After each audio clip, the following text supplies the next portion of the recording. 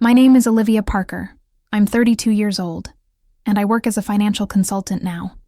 But that wasn't always the case. 4 years ago, I was just another underpaid executive assistant at Reynolds and Associates, dreaming of something bigger. I remember standing in the office parking lot, staring at my boss's BMW while climbing into my beaten-down Honda that barely started most mornings. I had told myself that someday I'd have more than he ever would. Little did I know how quickly that day would come. "Is that Olivia?" I heard his voice before I saw him, standing frozen on the sidewalk outside the restaurant where I was having lunch with potential investors. His eyes darted between me and the Aston Martin I had just stepped out of. The car he had once told me was for people who actually accomplish things in life, not dreamers like you. The look on his face was worth every late night, every rejection, every moment of doubt I'd endured. If you've ever been told your dreams were too big or that you should be realistic, I want you to hit that like button right now and subscribe, because by the end of this video, you'll see exactly how I went from being laughed at to living a life my former boss could only dream about. Let me take you back to where it all began, to the cubicle where I spent 3 years of my life before everything changed. I started working at Reynolds and Associates right after college, armed with a business degree and big ambitions. The pay was mediocre, but I told myself it was just a stepping stone. Richard Reynolds, the CEO, was known for his ruthless business tactics and flashy lifestyle, designer suits, luxury vacations, and his prized BMW M5 that he'd polish every weekend in the office parking lot. Someday, I'd whisper to myself watching him, I'll have something even better. My apartment was a tiny studio in the less desirable part of town. I'd furnished it with second-hand IKEA and Facebook Marketplace finds, and the walls were thin enough that I could hear my neighbors' arguments in startling detail. Every night, I'd sit at my small desk by the window, where the streetlight cast just enough glow for me to work on my side project, a financial planning app specifically designed for women entering the workforce. My parents had divorced when I was 12, and I'd watched my mother struggle financially afterward, having relied on my father to handle all the money. That experience had planted a seed. I wanted to create something that would empower women to take control of their financial futures from day one. I called it Wealth She, and I poured every spare moment into developing it. At work, I was responsible for managing Richard's schedule, taking notes in meetings, and essentially being at his beck and call. He wasn't a terrible boss in the conventional sense. He wasn't abusive or inappropriate, but he had a way of making you feel small, insignificant. His favorite phrase when reviewing work was adequate, I suppose, said with a sigh that implied you'd never truly excel. My closest ally at the office was Mia, the marketing coordinator, who had started a few months after me. We'd often grab lunch together, sharing our dreams over sad desk salads. "And I'm telling you, Liv, wealth, she could be huge," she'd say, her eyes lighting up as I showed her the latest prototype on my phone. "Women need this. I need this." I had friends outside work too. Taylor, my college roommate who now taught elementary school, Ian James, who I'd known since high school and who worked in IT. They were supportive but concerned about the hours I was putting in. "When was the last time you went on a date?" Taylor would ask. Or even saw a movie. The truth was, I couldn't remember. Every non-working hour went into my app. The turning point came on a rainy Tuesday in October. I'd been at Reynolds and Associates for almost 3 years. Richard called me into his office, where he sat behind his massive mahogany desk, the wall of windows behind him showcasing the city skyline. "Olivia," he said, not looking up from his computer, "I need you to cancel my dinner with the Hansons tonight and reschedule for next week. And order flowers for my wife. It's our anniversary." "Of course," I replied, making notes on my tablet. "Also, I wanted to ask if I could leave early this Friday. I have a meeting with a potential investor for my app." His fingers stopped typing, and he looked up, his expression somewhere between amusement and disbelief. "Your app. You're still working on that little project?" "Yes," I said, straightening my shoulders. "I've made significant progress, and there's an angel investor who's interested in—" He laughed. Not a chuckle, but a full, head-back laugh that made me freeze mid-sentence. Olivia, let's be realistic here. Do you know how many apps fail? How many startups crash and burn? And you think you're going to be what? The next female tech millionaire? He shook his head. You're good at your job here. You're organized, punctual. That's your lane. Stick to it. I felt my face burn with humiliation and anger. I believe in my product, I said quietly. Sure, and I believe in unicorns, he replied, turning back to his computer. You can leave early Friday. Just make sure everything's set before you go. As I walked back to my desk, his laughter seemed to follow me, ringing in my ears. I sat down, hands shaking slightly, and looked at the photo I kept next to my monitor. My mother and me at my college graduation, her face beaming with pride. I touched the frame gently and made a decision. This would be the last time Richard Reynolds or anyone else laughed at my dreams. Friday came, and I left the office at 3 p.m., changed in the bathroom of a coffee shop into my best blazer and skirt, and headed to meet Jacob Morris, an angel investor who'd expressed interest after seeing my pitch at a local startup event. The meeting was at his office in a sleek downtown building, all glass and steel, with a reception area that smelled faintly of lemon polish and expensive cologne. Your concept is solid, Jacob said after I'd walked him through the app demo. But what makes you qualified to advise women on financial matters? Your background is in administrative work. I'd anticipated this question. I've been studying financial planning for years, I explained. I've taken certification courses in my spare time, and I've been beta testing this with a group of 20 women for 6 months. Their feedback has been instrumental in refining the features. He nodded slowly, making notes. And how do you plan to scale this? What's your customer acquisition strategy? For the next hour, I answered his questions, drawing on research I'd conducted late into the night for months. By the end, he leaned back in his chair, looking thoughtful. I'll be honest, Olivia. I like what I see. But you'd need to work on this full-time to make it viable. Are you prepared to leave your job? The question hung in the air. Leave my steady paycheck, my health insurance, the security that had kept me afloat even as I dreamed of more? Yes, I heard myself say. I believe in this enough to go all in. He smiled for the first time. That's what I wanted to hear. I'm willing to provide seed funding, but on one condition, you find at least one more investor. I don't want to be the only one taking a risk on this. I left his office with my head spinning, half excited, half terrified.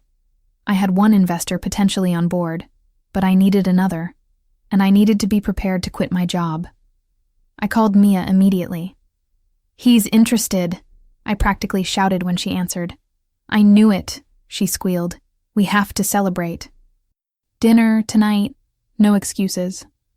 We met at our favorite Thai restaurant, where I gave her all the details over pad Thai and too many glasses of wine. So what now? She asked, her eyes bright with excitement for me. Now I need another investor, I sighed, and I need to figure out how to quit. I might be able to help with the first part, she said slowly. My uncle, he's loaded, and he's always looking for investment opportunities. He trusts my judgment. If I tell him your app is good, he'll at least take the meeting. That night was the beginning of what would become the most challenging and rewarding year of my life. Mia's uncle, Gerald Wong, agreed to meet me the following week. He was different from Jacob, less polished, more direct, with a self-made success story that resonated with me. "Well, show me the numbers," was the first thing he said when I sat down in his home office, a warm space lined with books and family photos. I handed him my projections, and he studied them in silence, occasionally grunting or asking a clarifying question. After what felt like an eternity, he looked up. "Your conservative estimates are too conservative, and your aggressive ones are too aggressive," he said bluntly. "Reality will be somewhere in between. But there's something here. I like that you're solving a problem you understand personally. Too many entrepreneurs try to fix things they've never experienced." He agreed to match Jacob's investment with similar terms. I now had 2 investors and enough seed money to give my app a real chance. All I needed to do was quit my job. The following Monday, I requested a meeting with Richard. My hands were clammy as I knocked on his office door. "Hey, come in," he called, sounding distracted. I sat across from him, trying to project confidence I didn't entirely feel. "I wanted to let you know that I'll be resigning from my position," I said, keeping my voice steady. "I've secured funding for my app, and I'll be pursuing it full-time." He looked up from his papers, his expression shifting from surprise to something like amusement. "Really? Well, good luck with that. How much runway do you have? 6 months? A year before you're back looking for a job." I felt a familiar flash of anger but kept my composure. "I've prepared for this. I have enough funding and personal savings to give it a real chance." He leaned back in his chair. "Olivia, I'm saying this for your own good. The startup world is brutal. 90% fail in the first year. You've been a good assistant. I'd be willing to take you back when this little venture of yours doesn't work out, but only if you leave on good terms. 2 weeks' notice, proper handover of your responsibilities." The condescension in his voice was unmistakable. He wasn't just predicting my failure. He was expecting it, perhaps even looking forward to it. In that moment, I made another decision. I would succeed, not just for myself or for the women who needed my app, but to prove Richard Reynolds wrong. "Of course," I replied smoothly. "I'll make sure everything is properly transitioned before I leave." The next 2 weeks were a blur of training my replacement, a bright-eyed college graduate named Emma, while simultaneously setting up meetings with developers and marketing consultants for WealthShe. I slept maybe 4 hours a night, fueled by determination and an increasing sense that I was finally on the right path. On my last day, Richard called me into his office one final time. "I got you a little going-away present," he said, handing me a small box. Inside was a business card holder with my name engraved on it. "For when you start applying for jobs again," he added with a smirk. I thanked him with a tight smile, packed up my desk, and walked out of Reynolds & Associates for the last time, the business card holder buried at the bottom of my box of personal items. I didn't throw it away, though. I kept it as a reminder of what I was working to prove. The first 6 months of running Wealth, she were the hardest of my life. I moved to an even smaller apartment to cut expenses, worked 16-hour days, and faced technical challenges that sometimes seemed insurmountable. The development team I'd hired found bugs that delayed our launch. The UI designer quit halfway through the project.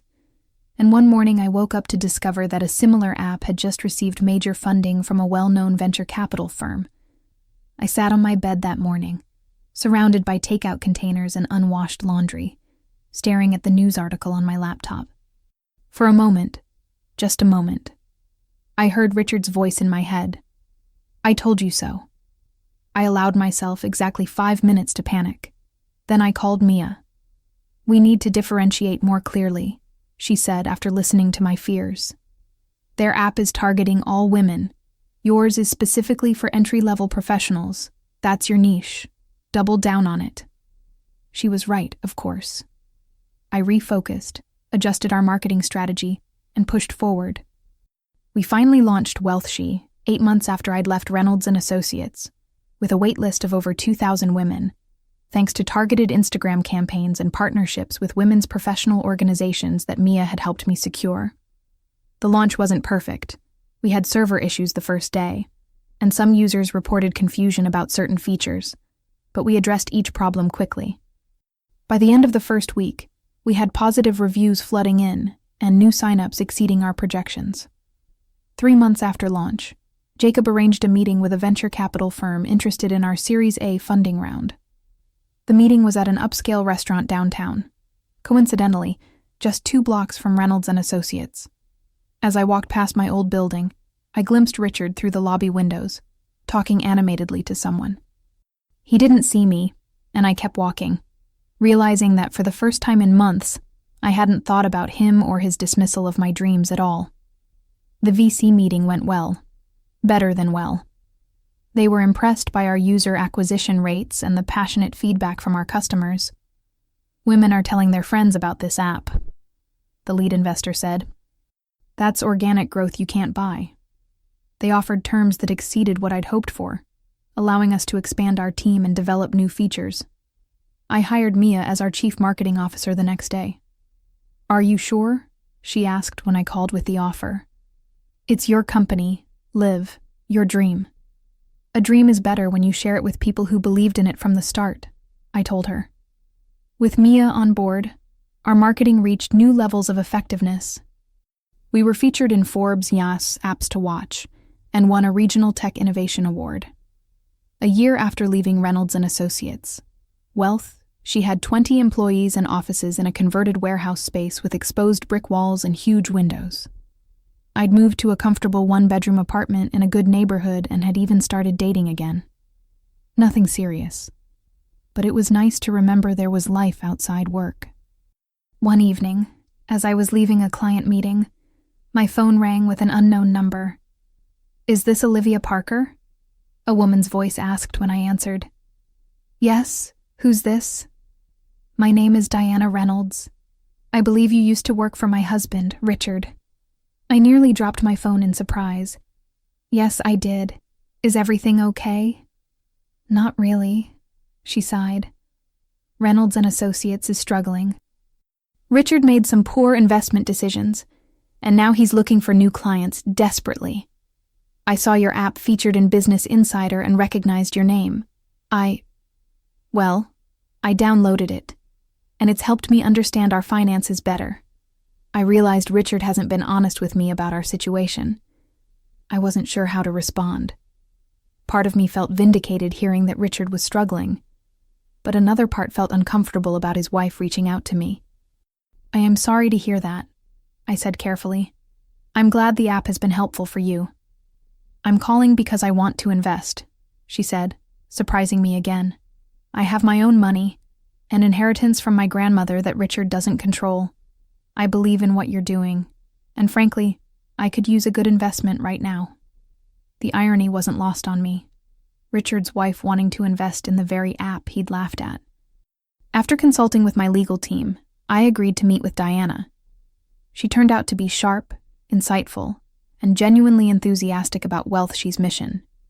Her investment added to our growing capital, and she became something I never expected, a friend and mentor.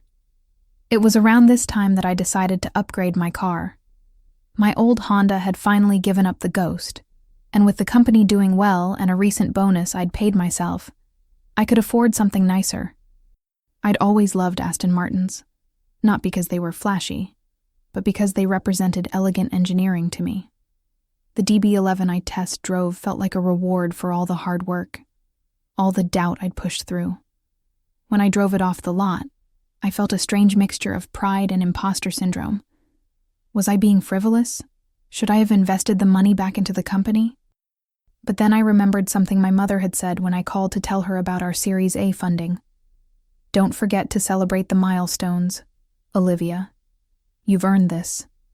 So I kept the car, and I drove it to work every day, a tangible reminder of how far I'd come. Little did I know that this decision would lead to the confrontation that had been brewing for 18 months. It happened on a perfect spring day. I had a lunch meeting with potential partners from a major financial institution who were interested in featuring Wealthshe as part of their employee benefits package. We met at Luciano's, an upscale Italian restaurant known for its business lunches and celebrity sightings.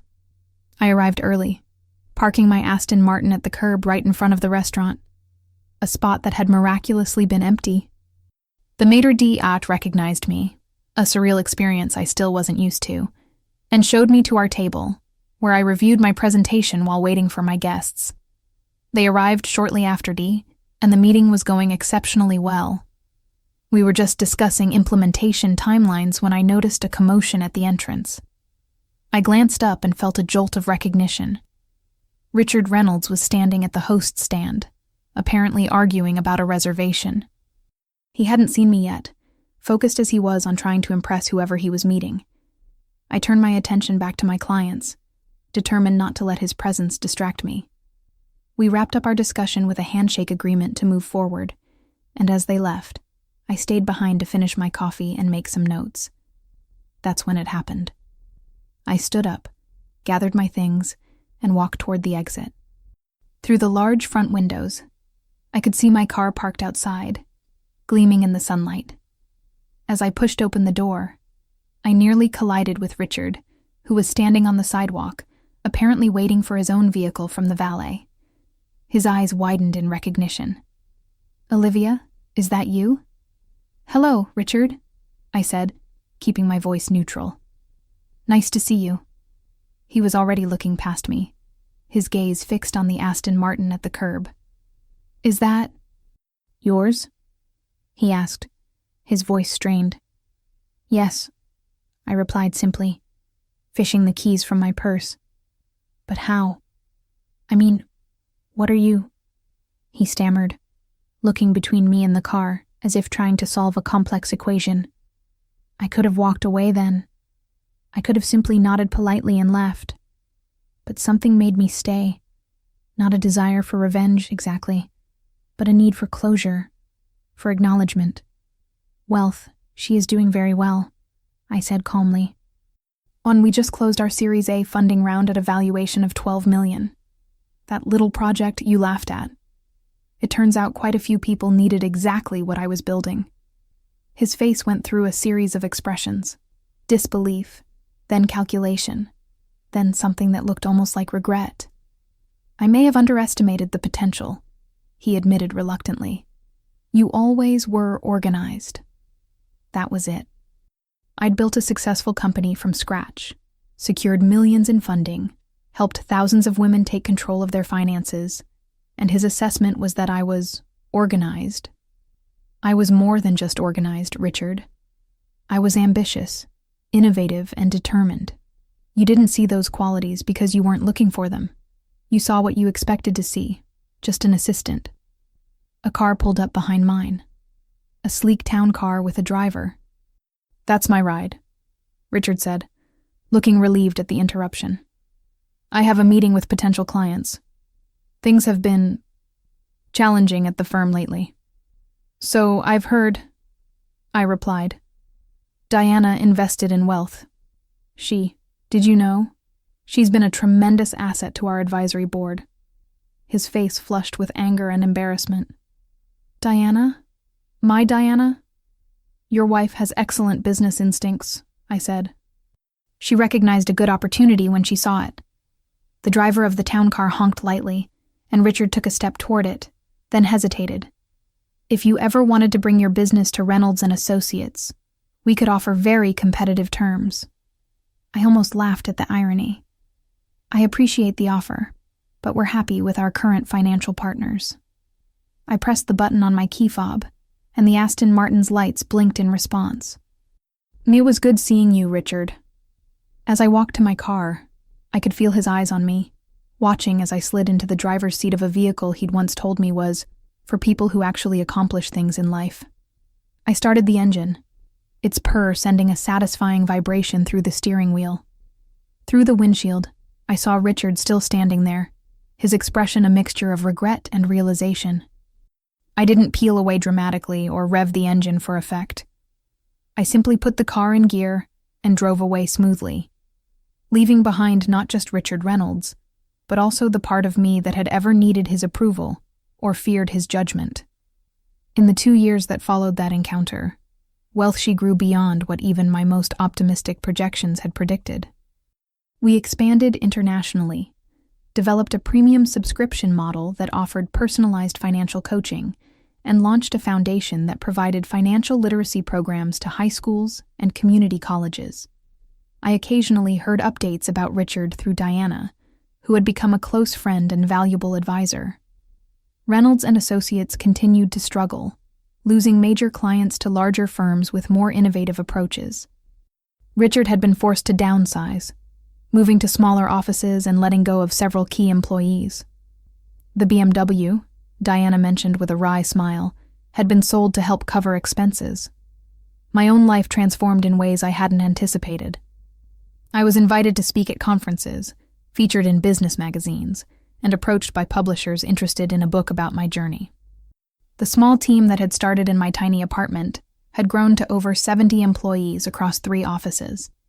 We'd developed a corporate culture I was proud of, supportive, innovative, and focused on our mission of financial empowerment. Mia, as CMO, had exceeded all expectations, building marketing campaigns that resonated deeply with our target audience. "We're not just selling an app," she would say in our strategy meetings. "We're selling confidence, independence, security." My mother moved closer to be near me, using part of the money I'd insisted on giving her to buy a comfortable condo near the beach. "I'm proud of you," she told me over dinner one night. "Not because you're successful, but because you built something that helps women like me. Women who needed this 20 years ago." I reconnected with old friends, made new ones, and even found time for a relationship with someone who valued my ambition rather than feeling threatened by it. Life wasn't perfect. I still worked too much, stressed over quarterly reports, and woke up at 3 a.m. with ideas and worries competing for attention. But it was fulfilling in a way I'd always hoped it would be. One rainy afternoon, I was clearing out some old boxes in my home office when I came across the business card holder Richard had given me as a parting gift. I turned it over in my hands, remembering his smirk as he'd suggested I'd need it when my venture failed. For a moment, I considered throwing it away. I certainly didn't need the reminder anymore. But instead, I placed it on my desk, next to the awards and accolades wealth she had accumulated, not as a trophy of victory over Richard, but as a reminder of how far belief in oneself can take you, even when others can't see your potential. The greatest validation hadn't been seeing Richard's face when he realized my success. It had been building something meaningful, something that made a difference in people's lives. A few weeks later, I received an email that made me pause. It was from Emma, the young woman who had replaced me as Richard's assistant. She'd recently downloaded WealthShe and recognized my name. "You probably don't remember me," she wrote, "but I wanted to thank you. Not just for the app, which has already helped me start investing for the first time, but for the example you set. I'm leaving Reynolds & Associates next month to pursue my own business idea."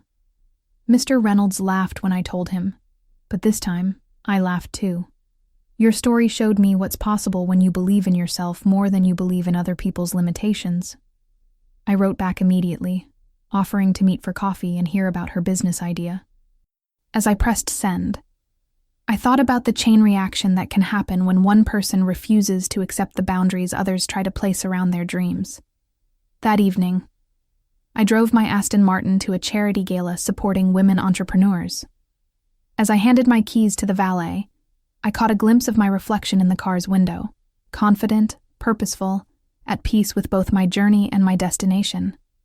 The car was beautiful, yes, but it wasn't the achievement.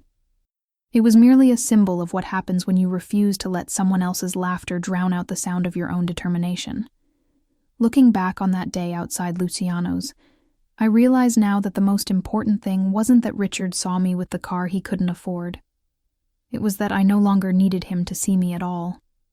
Success isn't about proving others wrong, though I won't deny there was satisfaction in that moment. True success is about proving yourself right, about vindicating the voice inside that says you can, when everyone around you says you can't. Every one of us has dreams that someone has laughed at, ambitions that have been dismissed as unrealistic. Maybe you're in that cubicle right now, staring at someone else's success and wondering if your turn will ever come. Maybe you're working late nights on your own little project that no one else believes in yet. Or maybe you've already taken the leap and you're in those difficult early days, wondering if you've made a terrible mistake. I want to ask you this. What dream are you holding on to that someone has told you to let go of? What passion keeps you awake at night that others have dismissed as impractical? If this story resonated with you, please hit that like button right now. Subscribe to my channel for more stories about entrepreneurship, resilience, and proving the doubters wrong. Drop a comment below sharing your own dream that you're working toward. I read every comment and draw inspiration from your journeys too. And if you know someone who needs to hear this message, someone whose dreams are being belittled or whose ambitions are being dismissed, share this video with them. Sometimes all we need is to know that someone else has walked the path before us, and come out successful on the other side. Remember, the people who laugh at your dreams are usually the ones most afraid to pursue their own. Your success isn't measured by the car you drive or the title on your business card. It's measured by the lives you touch, the difference you make, and the courage you show in pursuing what others say is impossible. Thank you for spending this time with me today. Here's to your journey, wherever it may lead.